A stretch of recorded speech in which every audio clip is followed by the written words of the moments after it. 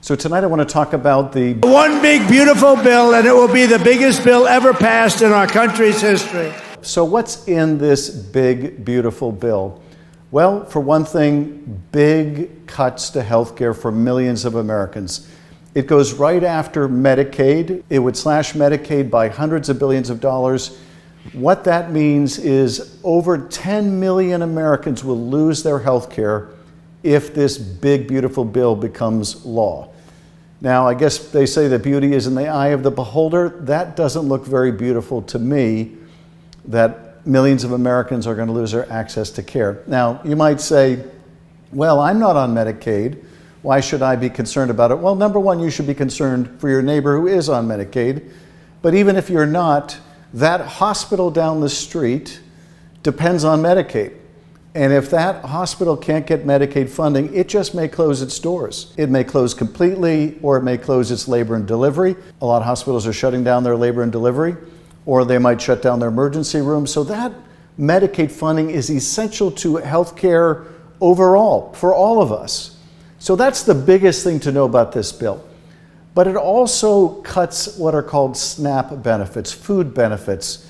This helps feed kids at school with the free and nutritious lunch program, but it also helps lots and lots of families that would otherwise go hungry. Millions of families will go hungry if these massive cuts to SNAP go through.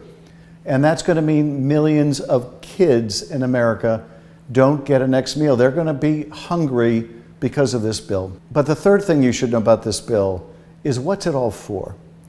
And what's it all for is to raise the money by taking it from food, by taking it from healthcare, and giving a great big tax cut to billionaires. If you're wealthy, you're going to get over $250,000 tax cut every year. If you're poor, you're actually going to get a tax increase out of this bill. So the benefits are heavily weighted to the wealthiest Americans, and they're taking it from families that are hungry, and they're taking it from families that will lose access to health care. One other really big thing to know about this bill, and that is it will skyrocket our deficit and debt. Don't believe the Republicans who are claiming that it will pay for itself. They never pay for themselves. No, this is going to raise $2 to $3 trillion of debt. It's going to increase the debt by that much. We already have a very significant debt and deficit problem, such that the nation's credit rating has gone down, and there are concerns that if this bill goes through and explodes our deficit and debt further, it's going to mean a further degrading of our bond rating, which is going to mean more you're paying in interest rates on your credit cards, more on your interest rates for your home and your mortgage. These are going to be the consequences of making the deficit and debt situation that much worse. But that's not all, because there's a bunch of other stuff that was thrown into this bill that some of the people who voted on it are claiming, well, they didn't even know. Congresswoman, you say in full transparency you didn't know that this was in there, and now you're shining a light on it. How did you not know that it was in there, and how'd you find out about it? Well, we don't get the full bill text until very close to the time to vote for it. And so that was one section, that was 2 pages that I didn't see. Now, here's Elon Musk and what he's had to say about this bill. He calls it a pork-filled, massive, disgusting abomination. He said he could no longer hold his tongue on just how bad this bill was. And what's more, he goes on to say, and the Republicans who voted for it, they knew better, and essentially they should be ashamed of themselves. Now, some of the Republicans, contrary to what Elon Musk said, are claiming ignorance. Here's Michael Flood claiming that he didn't know a provision was in the bill that would make it harder to enforce court orders. Here's the town hall with Republican Representative Mike Flood. Can you please tell us why you voted to approve a budget bill that includes Section 70302, which effectively prohibits federal courts from enforcing contempt orders? Please let me ask my question. I only got 30 seconds. Which would then allow current and future administrations to ignore those contempt orders by removing the enforcement capabilities.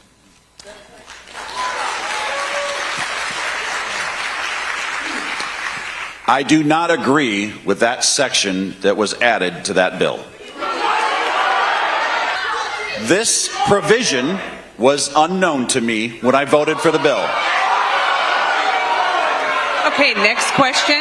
Next question. I am not going to hide the truth. Okay, so that provision that he's talking about there, or he's being asked about there, was a provision that essentially would try to stop judges' ability to hold the president or the administration in contempt when they violate court orders.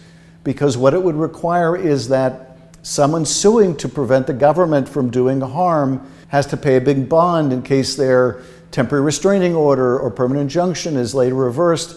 What this means as a practical matter is that the court actions that have held Donald Trump accountable, that have stopped illegal things from happening or tried, cases like Kilmar Abrego Garcia, where the court is finding the president and the administration in contempt, the courts would lose much of their power to do it because people couldn't afford to bring these cases. So this is an effort to essentially neuter the judiciary branch, the one branch of government that has been willing to stand up to this lawless administration. That is also in this big, what I would call, ugly bill. But there's some other pork provisions and terrible provisions in the bill. One of them is a provision on silencers. That's right, on silencers for guns. So if you're going to get a silencer, you want a silencer for your weapon, you have to pay a stamp fee. It's about $200. That fee was set like 90 years ago when it was a lot of money, and it then kept a lot of people from getting silencers.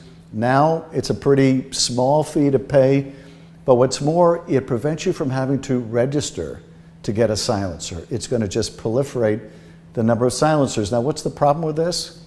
It makes it so much easier to hide crimes because you can't tell where the shots came from.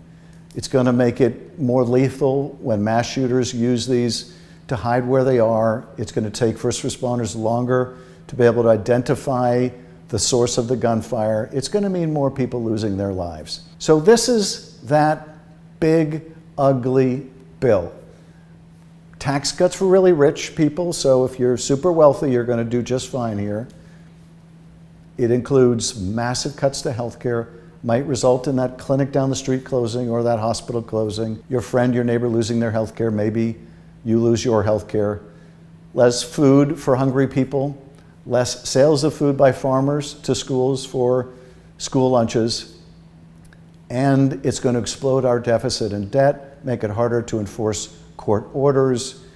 It's going to have all of these consequences, this bill. If you're an average American, this is what the bill offers you. It's all there, black and white, clear as crystal. You get nothing. You lose. Good day, sir.